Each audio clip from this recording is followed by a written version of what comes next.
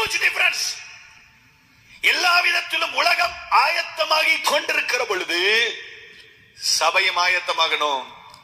உலகம் அந்தி கிறிஸ்துவுக்காக ஆயத்தமாகிறது, சபை கிறிஸ்துவுக்காக ஆயத்தமாகணும்.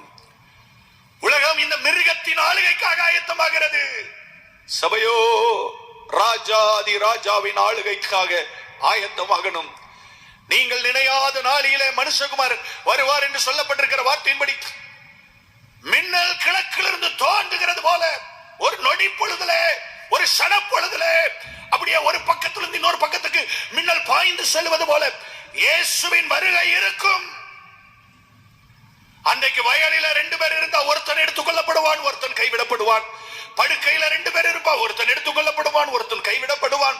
2 ஸ்திரீகள் ஏந்துரம் வரைத்துக் கொண்டிருப்பார்கள், ஒருத்தி எடுத்துக் கொள்ளப்படுவாள், ஒருத்தி கைவிடப்படுவாள். 10 கன்னிகை குறித்து ஆண்டவர் சொல்லும் போது சொன்னார், 10 பேருக்குமே ஆசைதான்பா, பரலோகத்துக்கு போகணும்னு ஆசை, ஆண்டவர் பார்க்கணும்னு ஆசை. 10 பேருமே காத்து கொண்டிருந்தார்கள். 10 பேருக்கு அறிவு இருந்தது. ஒரே ஒரு டிஃபரன்ஸ், ஆயத்தம். 5 பேருக்கு ஆயத்தம் இருந்தது, 5 பேருக்கு ஆயத்தம் இல்ல. எல்லாருக்கும் அறிவு இருக்கு, ஞானம் இருக்கு, ஆசை இருக்கு. பட் எங்க போச்சு ஆயத்தம்? ஆண்டவர் சொன்னார், நினையாத நாளிகையிலே மனுஷகுமாரன் வருகிறபடினால உன் அறைகள் கட்டப்பட்டதாய் இருப்பதாக, உன் அறைகள் கட்டப்பட்டதாய் இருப்பதாக. ஒரு ரட்சிப்பின் வஸ்திரம் அவிழ்ந்து விடக்கூடாது என்று சொன்னால் உன் அறை சத்தியத்தினாலே கட்டப்பட்டதாய் இருக்க வேண்டும். சத்தியம் என்கிற அரைக்கட்சி தான் உன் அறையில் இருக்கணும், வேற எந்த அரைக்கட்சியும் இருக்கக்கூடாது, சுயநீதி இருக்கக்கூடாது. சத்தியம், வேதமே சத்தியம். யோவான் 17 நம்ம வாசிச்சு கேட்டோம்ல, உம்முடைய வசனமே சத்தியம். இந்த சத்தியம் தான் தேவனது வீட்டுக்கு உயிர் மூச்சு, இந்த சத்தியம் தான் சபைக்கு உயிர் மூச்சு. இந்த சத்தியத்துல தான் மனுஷன் வாழணும்.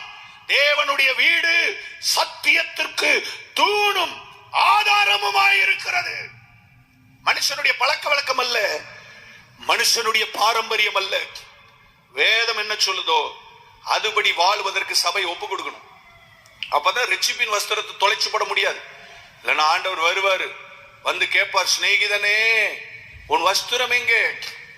வஸ்திரம் இல்லாதவனை நீங்க எப்படி வந்தாய்னு கேட்பார். அவர் எவ்வளவு தைரியம் அந்த வார்த்தையை கேட்கிறார். எங்க இருந்து பிடிச்சிட்டு வந்தவர்?